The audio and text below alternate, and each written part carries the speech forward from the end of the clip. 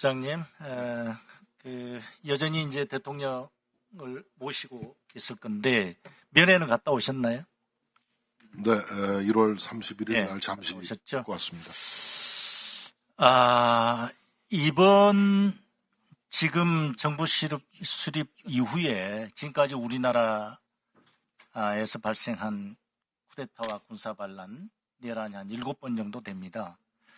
그런데 이번에 12.3 내란이 특징이 있어요. 제가 주장하기는 기동타격형 비상계엄이고요. 그 다음에 5.16 쿠데타나 12.12 군사반란 또는 5.17보다는 그때는 국회를 직접적으로 군병력을 동원해서 진입을 안 했습니다.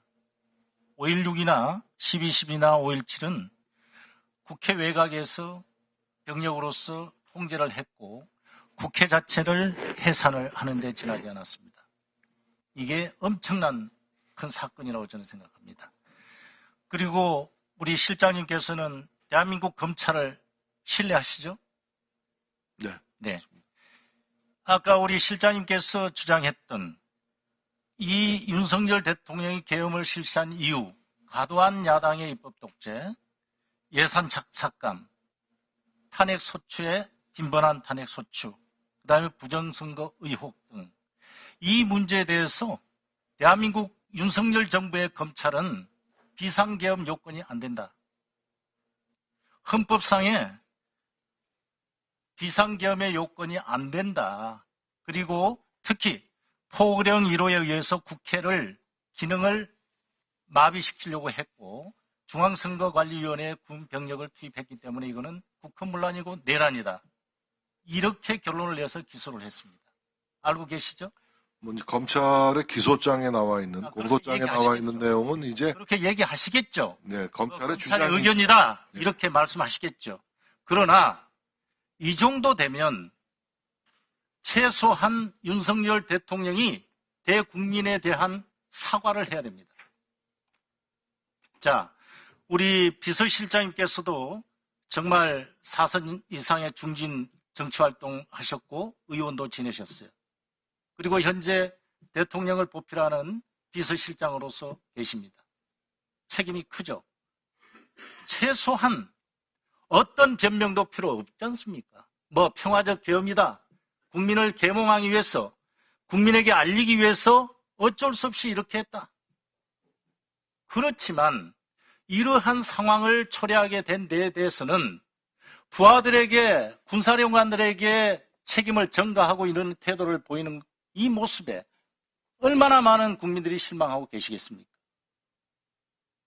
현실적인 책임뿐만 아니라 역사에 대한 교훈을 위해서라도 지금 이 정도 되면은 법적인 책임과 정치적인 책임을 당당히 지시겠다고 담화까지 발표하신 마당에 이 정도 되면은 우리 비서실장께서 그래도 이 정도는 대국민 사과라도 하십시오라고 건의할 용의는 없으십니까?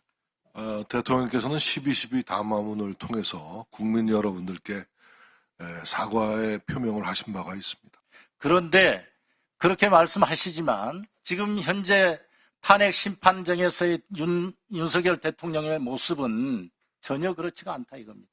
아무 일도 일어나지 않았다. 그런데 웬 국민들이 이렇게 나를 심판정에 세우고 책임을 묻느냐. 이런 태도지 않습니까? 과연 그게 옳을까요? 정말 정치를 오래 해오셨고 이런 상황 속에서 여야를 떠나서 그렇습니다. 이건 저는요. 이 상황이 제대로 정리가 안 되면 진영을 넘어서 정말 앞으로의 대한민국은 헤어나올 수 없는 갈등과 정치적인 혼란 속에 빠져들 거라고 저는 우려를 합니다. 그렇게 생각 안 되십니까? 의원님 말씀 취지를 제가 잘 알겠는데요. 네. 그러나 우리가 조금 인내를 심을 발휘해야 된다라고 생각합니다. 어쨌든 지금 저는 지금 계엄 자체를 형법 87조 사항의 국헌문란 목적의 폭동이라는 내란죄로 ing식화하는데 지금 당장은 동의할 수가 없습니다. 그래서 이 모든 사태는 사법적인 판단을 앞두고 있기 때문에 그러니까요. 사법적인 판단을 받아보고 탄핵 심판이면 다르지 않습니까? 그럼 이 정도 되면은 기소가 된 이상에 한국 윤석열 정부의 검찰이잖아요. 거기서 기소가 된 이상에 이 순간에서는 그래도 적어도 내 지시에 의해서 출동한 대한민국 군에 대해서는 국민 여러분 제 잘못입니다라는 말씀을 해주셔야 합니다. 기소가 됐다 그래서 그것이 사과의 배경은 될 수 없습니다. 아니, 모 야당 대표께서 5가지 사건 12개 혐의로 기소가 됐는데도 사과 한마디 한 적이 있습니까? 그렇지 않습니다. 내로남불이고요. 최소한의 책임은 대통령으로서 지시해야 됩니다. 네. 국민들을 놀라게 하고 불안해하셨을 점에 대해서 12.12 담화를 통해서 진솔하게 사과의 말씀을 드렸습니다. 네. 쫓아다니고 있어요. 자, 정말 이것은요. 대한민국 정치 발전을 위해서도 그렇고 역사 발전을 위해서도 이 태도가 아닙니다. 네. 네, 수고하셨습니다. 자, 곽기태 의원님 질의해 주십시오. 비서실장님, 네. 오전에 제가 최상